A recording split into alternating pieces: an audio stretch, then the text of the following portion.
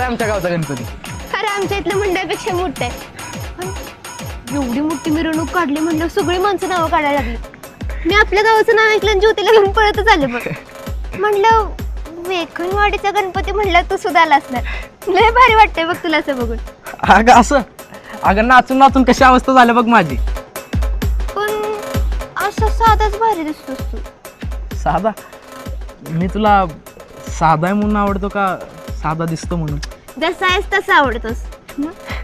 बरं चालतंय, मग जायचं का असंच आपल्या घरी? नाही, तू यायचं सगळ्यांना घेऊन घरी. सांगायचं केवढं बरं लग्न करणार आहे.